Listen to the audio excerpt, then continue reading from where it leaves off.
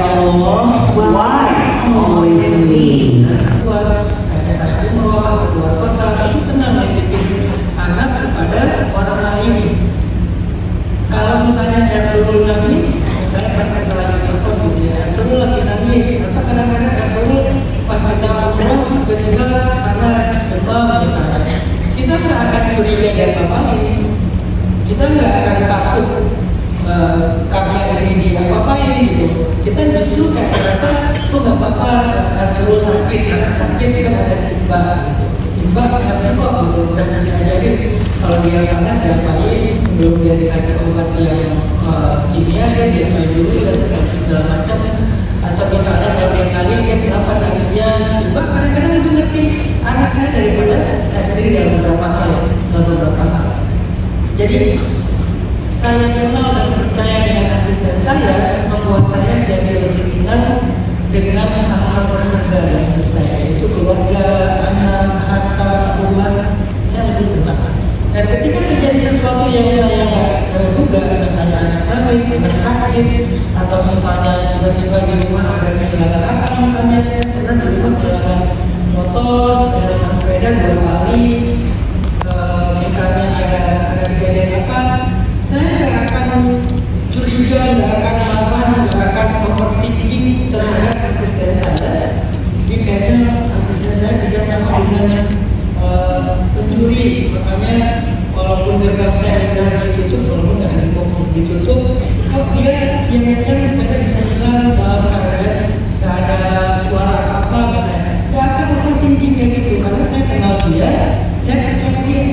Jadi semua masalah yang saya hadapi, saya akan melihatnya dari angle yang yakin, percaya gitu, bukan dari angle curiga, khawatir, takut, gelisah dan seterusnya. Jadi ma'rifah secara bahasa artinya mengenal, dan ma'rifah itu bukan hanya tentang Allah, termasuk ma'rifah kita diri kita sendiri, ma'rifah kita terhadap orang sekitar kita, ma'rifah kita tentang hakikat hidup, ma'rifah kita tentang ujian, hakikat ujian, hikmah ujian, dan puncaknya ma'rifah kita kepada pemilik alam semesta, yaitu Allah Subhanahu wa Ta'ala. Makin kita ma'rifah, makin kita kenal, makin kita yakin, makin berbuah ketenangan dalam hati kita. Dan ketika terjadi hal-hal yang di luar nalar ataupun harapan kita, nggak yang muncul itu bukan curiga, kecewa, marah, takut, khawatir, bukan itu yang muncul. Tapi kayak mencoba untuk mengerti kenapa ini terjadi, apa yang perlu saya perbaiki, gimana cara saya untuk berdamai dengan ini, apa improvement saya untuk bisa survive dengan ini. Jadi fokusnya ke solusinya, pelajarannya, hikmah-hikmahnya, bukan fokus kepada kaki hitamnya, bukan fokus untuk mencari dan menjadi siapa yang bersalah. Kenapa? Ngapain saya jalan-jalan Allah? Orang saya kenal dan percaya banget kok gitu. Jadi nggak ada ruang untuk menjalankan Allah. Ngapain saya hanya mengkomen tentang sebuah peristiwa atau sebuah takdir? Orang saya tahu banget kok bahwa takdir itu hakikatnya begini, hakikatnya begitu, bahwa setiap ketetapan Allah itu untuk kebaikan saya. Saya tahu banget tentang itu. Saya percaya banget tentang itu. Sehingga nggak ada ruang buat terlalu overthinking dan menyalahkan. Yang ada adalah ruang gimana berdamai lalu mengambil hikmah. Nah, kita hari ini pengen belajar tentang ma'rifah, mengenal Allah, mengenal hidup, mengenal ujian, bahkan mengenal diri kita dan orang-orang yang ada di sekitar kita. Siapapun yang sudah sampai ke level ma'rifah, walaupun ma'rifah ini kan bukan sesuatu yang sekaligus. Mungkin kita ma'rifahnya masih parsial, di beberapa hal kita ma'rifah, di yang lain kita masih jahalah, masih nggak ngerti. Tapi sedikit demi sedikit kita banyak belajar ma'rifah, dan itulah hakikat dari agama. Selain kalian belajar akidah, belajar syariat, kita perlu belajar ma'rifah. Belajar ma'rifah itu belajar merasakan Allah dalam hati, bukan mengenal Allah dalam hafalan-hafalan. Kalau mengenal Allah dalam hafalan, banyak orang yang punya wawasan tentang akidah, hafal nama Allah, hafal sifat-sifat Allah. Bahkan dari SD kita udah diajarin Allah wujudnya dan baqa'u khalaqatul hawadisi galau.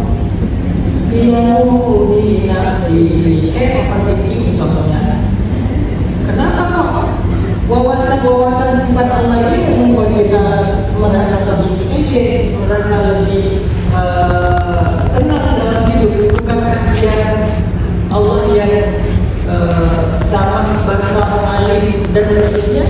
Bukankah dia mendengar doa kita? Kenapa pas kita berdoa kita nggak tenang? Bukankah dia tahu masalah kita? Kenapa pas kita punya masalah seolah-olah nggak ada yang peduli sama kita? Padahal kita menghafal sifat-sifat wajib bagi Allah. Arti wajib itu nggak mungkin enggak. Nah, arti sifat wajib berarti itu pasti ada. Dan salah satunya misalnya Allah sama, selain alim gitu dan seterusnya, sama aja. Kalau sifat Allah wajib itu sama, harusnya di hati kita itu kita yakin Allah dengar kok. Dengan nangisnya kita, ririhannya kita, permintaannya kita, harapan-harapan yang membatin di dalam diri kita dengan banget. Nanti dalam Asmaul Husna As-Sami' di dalam sifat sama itu kan sama aja, cuma beda secara bahasa, tapi itu sama aja. Dia punya sifat mendengar, dialah yang maha mendengar. Dalam satu kata itu aja harusnya kita udah tenang gitu. Pas kita angkat tangan dia dengar kok gitu.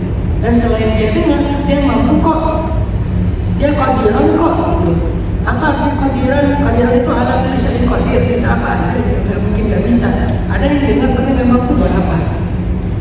Dan dia mau kok gitu, mau banget kok nolongin kita, muridan gitu kan ya. Irodah gitu. Jadi kayak apa sih masalah kita? Masalah kita bukan nggak tahu Allah, bukan nggak hafal sifat-sifat Allah dan nama Allah. Masalah kita di sini. Kuat nggak yakin ya terhadap semua yang kita hafal, namanya, sifatnya, kebesarannya, keagungannya. Jadi kita pengen belajar bukan wawasan dan hafalannya, teori-teori akidahnya, bukan syariatnya yaitu tentang ibadahnya, tapi ma'rifatnya tentang rasanya. Apa yang kita rasakan tentang Allah di hati kita ketika kita susah? Apa yang kita rasakan tentang Allah di hati kita ketika kita merasa sendiri? Apa yang kita rasakan tentang Allah di hati kita ketika kita ditinggalkan? Apa yang kita rasakan tentang Allah di hati kita ketika kita lagi patah dan tersakiti, luka? Itulah ma'rifat. Dan saya ingin mengisi rasa itu di hati teman-teman saat kita dalam kondisi-kondisi yang gak mudah, ditinggalkan, sakit, terluka, marah, kecewa, khawatir, trauma, semua tentang mental issue itu kan rasa-rasa yang gak nyaman di hati kita. Trauma itu kan gak nyaman di dalam diri kita, kan? Dan saya ingin mengisi itu dengan rasa-rasa tentang Allah. Ketika kita misalnya kehilangan, rasa apa yang kita munculkan tentang Allah di dalam hati kita saat kita kehilangan? Allah ngajarin sebetulnya di Al-Quran rasa itu. Misalnya ketika kita kehilangan, coba kalian buka firman Allah di dalam surat Al-Baqarah ayat 155. Rasa apa yang perlu kita munculkan dalam hati kita kalau kita sedang kehilangan dan kekurangan? Bahasa lainnya musibah secara lebih general.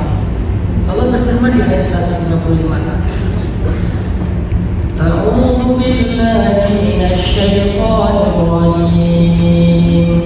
Bismillahirrahmanirrahim.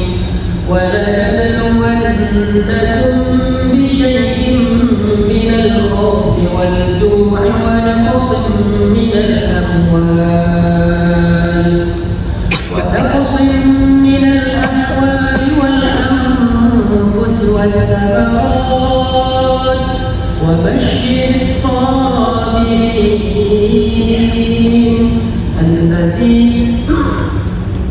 الذين إذا أصابتهم مصيبة قالوا إنا لله وإنا إليه راجعون أولئك عليهم صلوات من ربهم ورحمة وأولئك هم المهتدون.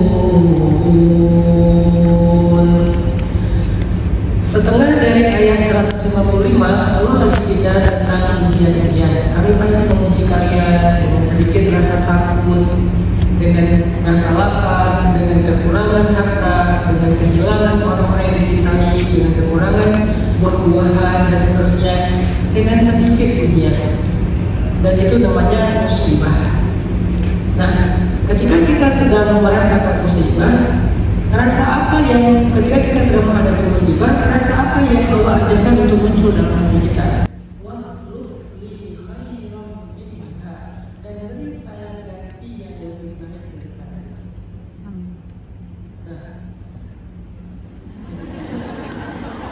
Itu Allah yang lebih adil.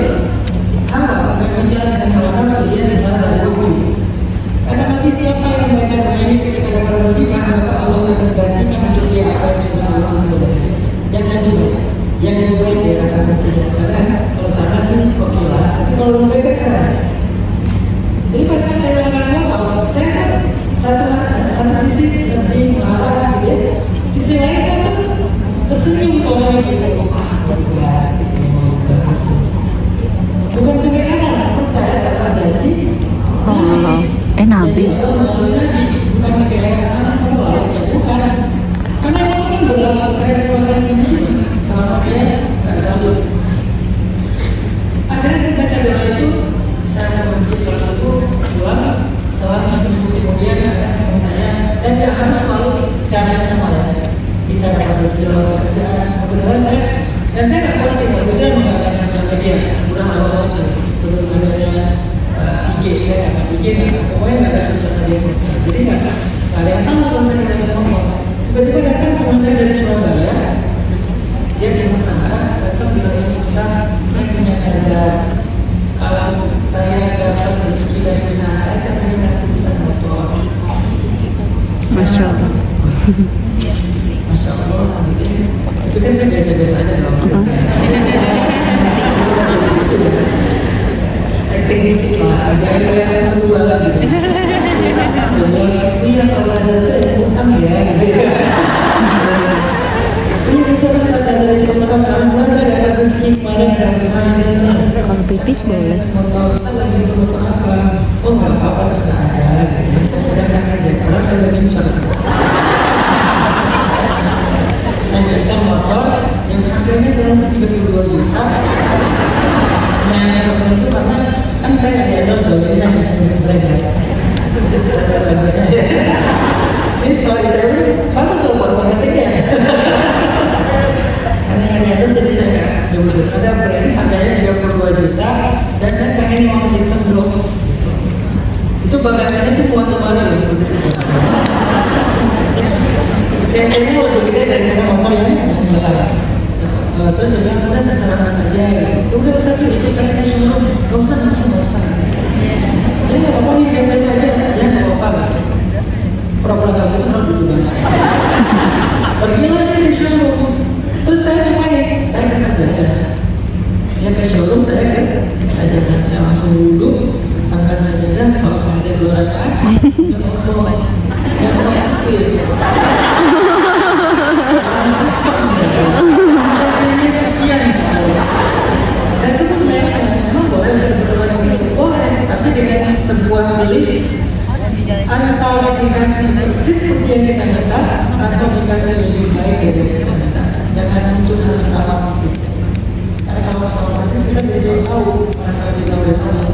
Gak apa-apa kita nyebut spesifik jodoh motor dalam konteks cerita saya jodoh pun gak apa-apa. Ya Allah, tadi baru ketemu di Syarikat, saya nggak tahu namanya sih, tapi yang pakai kacamata apa, misalnya warnanya apa, gitu kan? Ternyata istri orang. Kan nanti dikasih itu kan, dikasih mungkin ya, yang baik. Nah, orang istri orang nggak bisa dikasih yang lebih baik, yang masih single, yang mungkin cantiknya sama, tapi secara chemistry lebih nyambung sama kita. Pokoknya Allah mengerti aja lah. Ya Allah, motor ini mudah. Selesai saya berdoa, gak pernah beberapa jam dia datang bawa motor persis seperti yang saya minta. Masya Allah itu Allah itu persis banget yang saya minta. Saya langsung kaget, Masya Allah begitu mendengarnya Allah saya. Bukan karena saya soleh dan melayang gitu kan. Tapi karena Allah udah janji, kenalan tuh mulai belum tapi kan janji loh. Tinggal kita ngerti nggak secara Allah menolong kita, mungkin nggak dikasih, bisa aja pas saya doa Allah nggak ngasih persis saya gitu, nanti dikasih lebih baik. Cuma waktu itu yang saya bayangkan, ya itu udah dikasih lah itu persis. Alhamdulillah. Saya gembira dari aku untuk mereka. Ada kejutan dari aku untuk mereka, sampaikan kepada mereka. Allah menyuruh Nabi menyampaikannya, lalu Nabi menyuruh kami para pengajar Islam, walaupun saya bukan ulama, ya sebutlah saya sebagai seorang guru ngaji aja, untuk menyampaikan ke kalian kalau ada kejutan dari Allah untuk kalian yang sekarang sedang sakit hati, luka hati, sakit perasaannya, ada berita gembira dari Allah. Nah, pertanyaannya, ada nggak rasa itu di hati kita? Berharap, yakin, percaya, menunggu, sabar akhirnya. Dan saya, alhamdulillah, udah berkali-kali membuktikan bahwa itu benar-benar ada, dan sampai ada di titik sekarang saya sangat percaya dengan itu, sehingga lumayan bisa menetralisir sedih saya. Walaupun itu kan naik turun, namanya iman kan naik turun kan.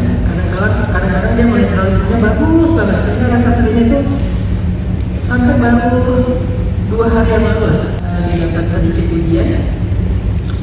Yang bagi istri saya itu kayak berat banget, dia marah sih, dia agak marah karena saya kayak ngerasa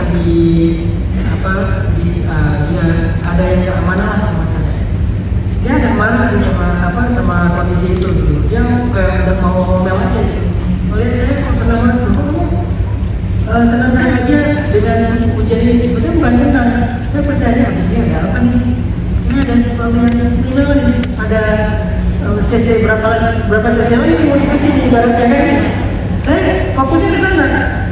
Emang saya sakit hati sakit. Saya nggak marah dan kecewa marah. Cuman fokusnya bukan ke situ. Fokusnya ke kejutan-kejutan yang sedang Allah sediakan. Saya percaya banget itu, dan makanya akhirnya jadi kayak langsung kayak self healing gitu, langsung nyembuh sendiri gitu teman-teman. Itu buat basyir sabirin. Nanti kalau misalnya lagi susah, coba baca surat Al-Baqarah ayat 155 sampai 157. Itu salah satu hakikat dari ujian. Jadi kalau tanya kenapa saya, karena aku pengen kasih kamu kejutan-kejutan wahana.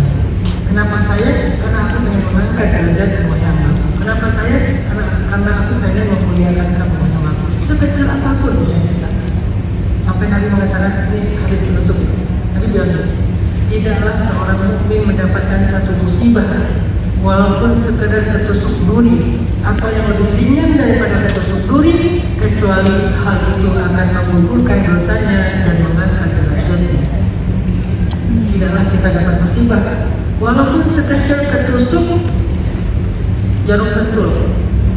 Karena konteks dalam hari ini tuh duri, mungkin kita mau bayangin kaktus atau duri apa kan susah ya. Yang paling gampang jarum pentul. Karena kalian pernah nggak gores dari jarum pentul? Saya yakin cewek-cewek pernah semua ngalamin. Kalau cowok apa? Anak mobil, anak motor, anak bengkel pasti mungkin ya kejepit apalah gitu kan ya. Kunci atau apa, sobek dikit kan biasa kan. Kalau saya, karena saya dulu mainnya di air, ya paling ke ini ombak lah misalnya, keseret ombak atau apa, berdarah-darah. Tapi namanya keseret ombak berdarah kan namanya kita lanjutkan kayak gaya aja gitu kan, pride gitu kan ya, gitu kan kayak gitu gitu. Sama anak-anak atlet surfer misalnya, yang sekarang saya kalian kalau lihat dari tengah saya, tapi harus lihatnya semuanya, mungkin satu dari bahaya. Kalau kalian lihat dari tengah saya kan agak miring nih. Kenapa ini miring? Karena saya pernah belajar wake surf namanya. Wake surf itu yang ditarik pakai boat.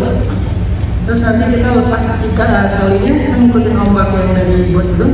Nah pas awal-awal saya latihan karena belum tahu cara take off-nya, pas ditarik, terus masa itu saya berubah nggak keluar ke bawah. Kalau sekarang saya harus kegiatan. Banyak yang bilang, oh udah kenapa sekarang gitu. Terus yang bikin saya seperti sampai sekarang kok ada apa? Ini jangan anak suaminya pun juga pada saya. Pokoknya saya seperti sampai ada doa saya tuh, saya nggak mau sampai mati gitu. Terus sampai sekarang jadi kebetulan emang anak saya ngurus yatim.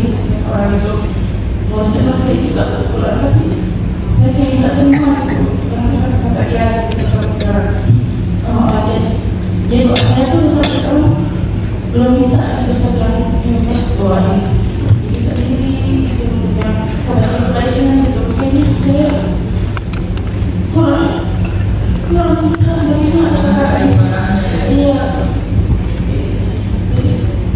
jadi saya sampai sekarang cuma berdoanya saya nggak maafin gitu tapi kalau melihat dia terus lihat foto-fotonya gitu kayak marah-marah gitu enggak sampai mati dia orang saya bisa maafin itu ya itu gimana saya coba bisa terima ini semua.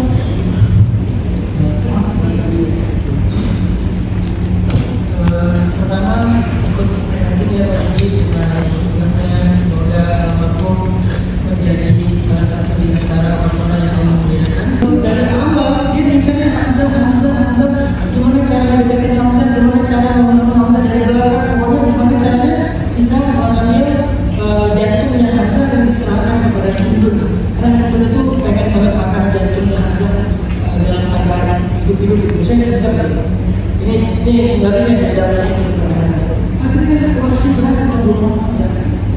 Ditombak dari belakang, baru kemudian ini dengan pedang.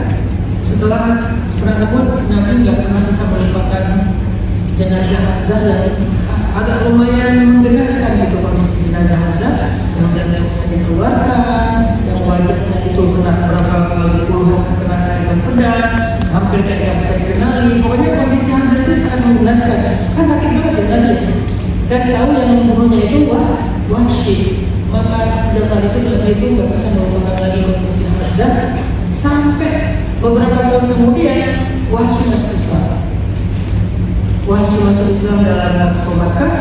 Ketika Wahsy masuk Islam, Wahsy datang minta maaf kepada Nabi. Dia datang ke Rasulullah, saya Wahsy. Nabi langsung kata, ini yang bukan terjadi. Ya Rasulullah, saya sudah Islam, saya minta maaf. Terus Nabi bilang, Wahsy, aku sudah memaafkanmu. Tapi kalau boleh kamu tidak bertemu dengan aku lagi, silakan kamu memulai.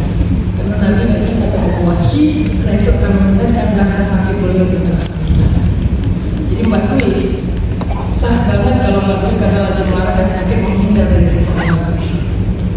Tapi menghindar bukan berarti belum memaafkan. Saya khawatirnya Mbak Dwi membuat syarat maaf itu sudah menikah lagi, sudah ketemu biasa lagi. Itu bukan syarat. Sehingga nanti kita kesulitan memaafkan. Banyak orang yang merasa nggak mampu memaafkan karena kata memaafkan dulu itu terlalu ideal. Padahal Nabi sendiri juga pernah melakukan mencontohkan yang tadi. Memang hati sudah memaafkan, tapi secara hubungan sudah memaafkan, tapi secara rasa itu memang nggak bisa sekaligus iya kan. Luka kan nggak akan sembuh dalam sehari, apalagi luka sekarang ini. Jadi Mbak Dwi, apa arti memaafkan kalau gitu? Arti memaafkan itu kita tidak akan menuntut dia. Itu arti memaafkan. Nggak akan menuntut dia. Itu arti memaafkan. Nah, gimana cara biar kita ngerasa layak untuk tidak menuntut dia? Karena kan ada hitung-hitungannya ya. Secara manusia kan kita mah transaksional ya. Kalau nggak nuntut dia, lebih bagus saya ya untung doang gitu. Nggak rugi. Karena memaafkan adalah sebuah ibadah yang paling istimewa dan orang yang beruntung adalah orang yang banyak memaafkan. Apa salah satunya? Kalau kita nggak nuntut orang, Allah juga nggak akan nuntut kita. Itu di surat An-Nur itu Allah bilang Abu Bakar. Karena Abu Bakar pernah sakit hati ke orang yang nyata-nyatain Aisyah, menuduh Aisyah selingkuh, karena Aisyah itu perempuan yang terhormat. Sehingga Abu Bakar bersumpah demi Allah aku tidak akan bantu orang itu lagi. Karena orang itu kan Aisyah tidak Abu Bakar. Malah dia yang memfitnah Aisyah sampai trending gitu. Kata Abu Bakar nggak akan pernah membantu dia lagi. Terus Allah bilang, tidakkah kamu suka jika Allah memaafkan kesalahanmu Abu Bakar? Ala tuhibbuna an yaghfirallahu lakum? Akhirnya pas ayat itu juga Abu Bakar pribadi langsung Abu Bakar menangis. Dia mengatakan, bala ya Allah, tentu ya Allah, aku mau kalau Allah memaafkan aku. Karena Abu Bakar itu kan orang yang imannya paling baik, amalnya paling banyak, dijamin surga. Tapi ketika ditawarkan ampunan dosa mau banget. Terus siapa kita yang rasanya suci banget gitu gitu. Nggak butuh ampunannya gitu. Abu Bakar aja yang jelas-jelas terjamin masuk surga, dan antara 10 orang yang terjamin masuk surga masih ngerasa butuh banget ya kepada sama Allah. Sehingga langsung pulang ke rumah, ngambil semua gandum segala macam yang baik-baik, dia kasih ke orang yang sudah memfitnah anaknya dengan mengatakan aku sudah memaafkan kamu. Kalau sekarang kalau kamu butuh apa-apa, dia nggak Abu yakinnya Abu Bakar dengan perjanjian dengan Allah, tawar-tawar dengan Allah, transaksi dengan Allah. Nah sekarang aku yang ngerasa seberapa dirugikan sama dia, maka insya Allah 10 kali lipat dari itu akan Allah untungkan kepada kamu. Walaupun mereka tadi mungkin belum bisa ketemu dia, masih jaga jarak dengan dia, nggak apa-apa dan itu. Tapi jangan tuntut dia, untuk definisi memaafkan. Saya nggak akan tuntut lagi dia saya. Terus bagaimana begini enggak Allah ngerti. Kecuali kita ngerasa kalau kita nggak betul-betul amat terhadap pahala, berarti yang harus kita perbaiki adalah rasa itu. Allah banyak dosa, Allah banyak aib dan segala macam. Boleh nggak dengan amal ini kau ampuni aku? Engkau tidak tadi menghukum aku. Saya punya perasaan itu, sehingga sesekali ketika saya sama orang itu minimal namanya bertangga ya, kadang-kadang kan ada yang masalah gitu kan. Gimana cara saya memaafkan pasangan dalam berdaya mengalah kepada pasangan? Karena saya rasa saya juga bukan orang yang suci, saya akan mengambil kesempatan itu untuk ya Allah, jangan marah sama aku karena aku nggak marah sama dia. Kali ini dia ngecewain aku, kali ini dia bikin saya agak sedih. Saya nggak marah sama dia ya Allah, please jangan marah sama saya. Karena saya juga punya banyak salah gitu sama Allah. Sehingga saya ngerasa kayak saya punya banyak dosa untuk dihukum Allah, itu nggak ada hukumnya. Mungkin karena saya tadi saya nggak marah sama manusia, Allah nggak marah sama saya. Saya memaafkan manusia sekali, Allah memaafkan saya 10 kali.